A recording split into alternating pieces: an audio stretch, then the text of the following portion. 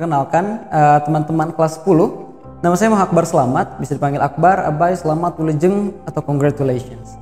Pada hari ini saya akan menyampaikan beberapa materi. Materi yang akan kita pelajari pada hari ini adalah tentang adaptasi, gaya belajar, dan gaya komunikasi efektif. 3 materi ini penting untuk teman-teman ketahui agar memudahkan teman-teman belajar di SMK Nasional yang artinya masuk ke lingkungan yang baru. Pertama, kita akan belajar tentang adaptasi atau lingkungan baru yang berarti kita bertemu juga dengan teman-teman yang baru. Secara umum, adaptasi itu berarti masuk ke lingkungan dan suasana yang baru yang mungkin teman-teman belum pernah bayangkan sebelumnya. Dan saya ucapkan selamat datang di dunia putih abu-abu. Kalau kata Tulus, lagu adaptasi itu semakin banyak waktu untuk bicara, semakin ku paham harapmu apa. Semakin banyak waktu untuk bersama, bersyukurlah kau utuh jiwa raga, katanya. Nanti mungkin bakal ada musiknya nih sama editornya.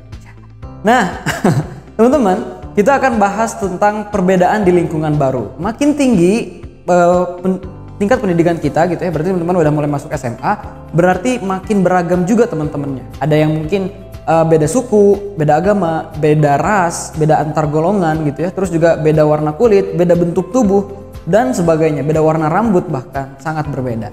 Dan ini yang penting dalam dunia adaptasi, yaitu teman-teman harus paham artinya perbedaan. Yang artinya pertama, teman-teman semua harus paham yang namanya toleransi.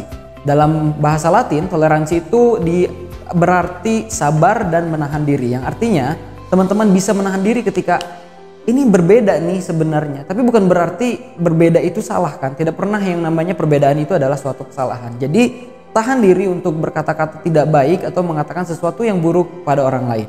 Yang kedua adalah saling menghargai. Saling menghargai adalah dapat menerima pendapat orang lain yang disampaikan dengan lapang dada. Jadi teman-teman tidak perlu lagi merasa ini tidak sesuai dengan apa yang saya pahami atau dengan apa yang saya percaya, tapi tetap menerima apa yang disampaikan tanpa harus berdebat dan tanpa harus bisa disebut otot-ototan atau lawan-lawanan gitu ya. Jadi dibuat sederhana dan dibuat tenang saja. Nah, cara beradaptasi bagaimana? Cara beradaptasi sebenarnya sederhana saja, seperti yang teman-teman bisa lihat di slides di sini ya.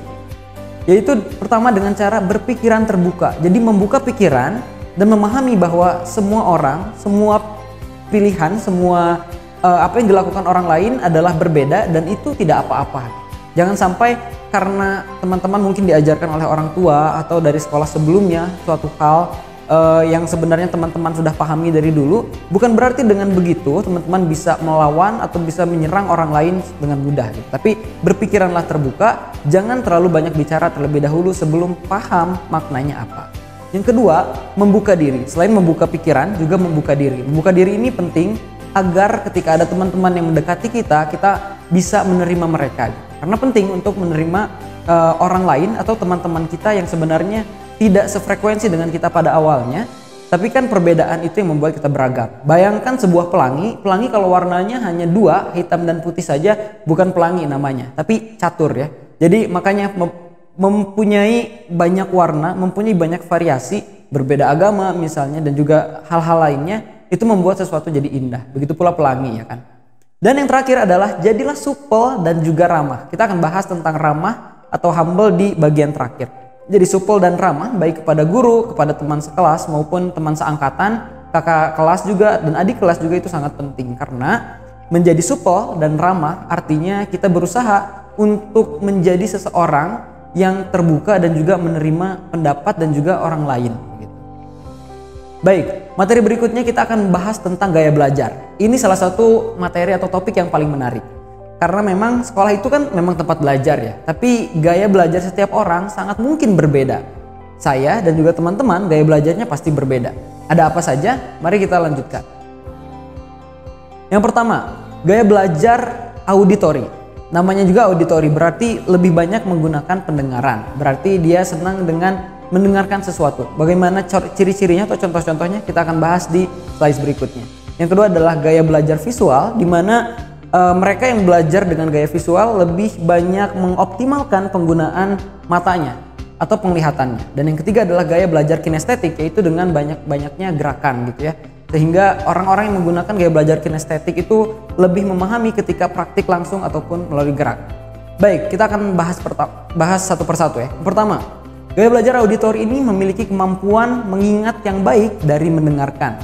Salah satu contohnya, misalnya sederhananya, ketika teman-teman mendengarkan apa yang saya sampaikan, kemudian teman-teman menutup mata lalu mendengarkannya saja tanpa melihat videonya, mungkin teman-teman akan lebih mudah mengingatnya. Lalu yang kedua adalah tidak mampu berkonsentrasi untuk belajar jika suasananya berisik. Nih kalau misalnya suasananya berisik gitu ya, di pinggir jalan ada motor, ada mobil, suara klakson dan sebagainya, pasti akan sulit untuk memahaminya. Lalu yang ketiga adalah senang mendengarkan cerita atau dibacakan cerita. Nah, teman saya dulu waktu SMA dan juga di SMP juga ada, jadi cara untuk belajar bagi orang yang auditori adalah seperti misalnya teman-teman membaca sebuah buku, misalnya materinya ada 4 halaman, dibacakan 4 halaman tersebut dibacakan, lalu direkam. Setelah direkam, kemudian teman-teman bisa mendengarkannya kembali, jadi tidak usah membacanya lagi. Nah, itu untuk gaya belajar auditori. Dan gaya belajar auditori juga suka bercerita dan berdiskusi. Jadi penting untuk menemukan orang dengan gaya belajar yang sama, sehingga ketika bertemu bisa ngobrol bareng dan juga membahas materi yang sama, karena mungkin banyak juga orang yang lebih senang diceritakan ketimbang membaca secara langsung. Dan dengan mendengar informasi tersebut gitu ya, orang yang auditori itu bisa mengulang informasi lagi yang dia dengar. Yang kedua, gaya belajar visual, yaitu melalui penglihatan ya. Nah, mereka bisa mengingat dengan lebih cepat dan juga kuat dengan cara melihat. Ditambah lagi, suka melihat dan mendemonstrasikan sesuatu itu menurut mereka lebih mudah untuk dipahami. Dan memiliki ingatan yang kuat tentang bentuk, warna, dan pemahaman artistik. Jadi kalau misalnya teman-teman, saya sengaja buat slides-nya agak berwarna, agak menarik, biar teman-teman yang visual paham kira-kira, oh ini gambar lampu itu berarti menunjukkan gaya belajar visual, misalnya kayak gitu. Dan mereka biasanya memiliki kemampuan menggambar dan mencatat sesuatu dengan detail. Cara paling sederhana untuk belajar gaya visual adalah teman-teman ketika membaca buku, jangan lupa untuk menuliskannya atau mencatatkannya di buku dengan bentuk mind map. Teman-teman bisa cari di internet apa itu mind map ya. Kemudian juga dengan begitu teman-teman juga bisa mewarnainya gitu ya, atau juga dengan memberikan gambar, desain, stiker atau tempelan di bahan materi teman-teman yang pelajari. Dan yang ketiga adalah gaya belajar kinestetik. Gaya belajar kinestetik yaitu gaya belajar ketika menghafal dengan cara berjalan atau membuat banyak gerakan. Mereka biasanya menyukai belajar dengan praktik langsung atau menyentuh secara langsung. Biasanya nih pasti orang-orang yang di seni tari atau di olahraga gaya belajarnya adalah dengan cara kinestetik. Tapi tidak semua materi yang ada di sekolah bisa kita pelajari secara kinestetik. Matematika misalnya tentu tidak bisa kan. Nah, di sini tantangannya untuk yang gaya belajarnya kinestetik, yaitu bagaimana caranya agar materi-materi tersebut dapat dihafalkan dengan cara gerakan. Ada seorang anak ya, dia menggunakan gaya kinestetik untuk menghafalkan Al-Quran. Misalnya, A'udzu billahi minasyaitonir rajim, kayak gitu ya. Jadi aku berlindung kepada Allah dari godaan setan yang terkutuk. Jadi banyak sekali caranya, dan kalau misalnya teman-teman kreatif pasti menemukan jalannya. Nah, kemudian kita akan membahas tentang gaya belajar ini penting untuk teman-teman pahami, karena dengan menemukan gaya belajar teman-teman dapat mengoptimalkan kemampuan teman-teman semua. Dan nggak menutup kemungkinan dalam satu pelajaran teman-teman bisa disebut mempunyai 2 gaya belajar dalam satu waktu. Misalnya dengan mendengar dan juga melihat, dengan mendengar dan juga kinestetik dan juga sebagainya. Yang ketiga, kita akan bahas tentang komunikasi efektif. Agar kita berkomunikasi, misalnya teman-teman berkomunikasi dengan teman-teman sekitar, dengan guru-guru, dan juga dengan kakak kelas dengan cara yang efektif dan efisien. Nah, caranya rumusnya sebenarnya sederhana, yaitu REACH. REACH ini adalah singkatan dari Respect, Empathy, Audible, Clarity, dan Humble. Apa saja maksudnya? Pertama, respect. Respect ini artinya memberi hormat pada orang yang sedang berbicara.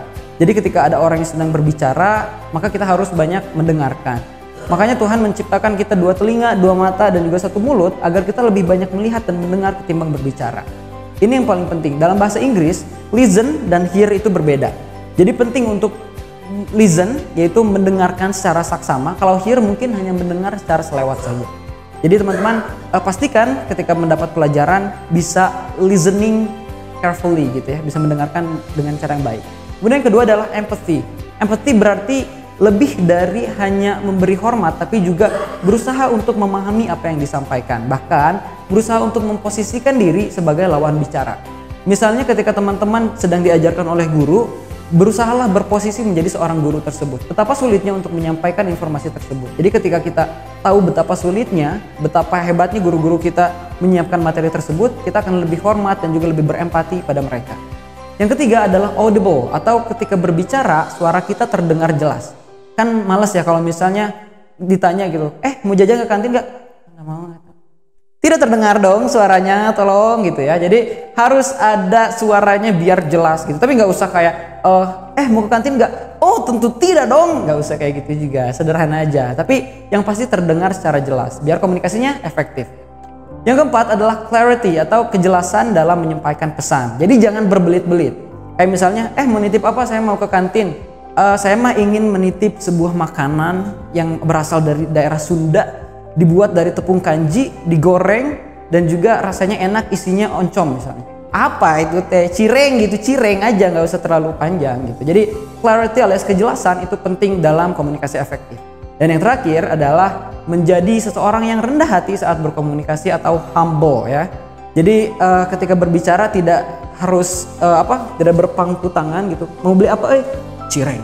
Tidak usah, biasa saja ya. Kayak mungkin punten lah mau beliin cireng. Jangan lupa menggunakan 5S-nya ya. Senyum, salam, sapa, sopan santun, dan juga tomate ya. Tolong, maaf, dan terima kasih. Itu saja. Ada sebuah kutipan yang terakhir dari Najwa Shihab. Inspirasi menjadi kunci agar semua mau berpartisipasi.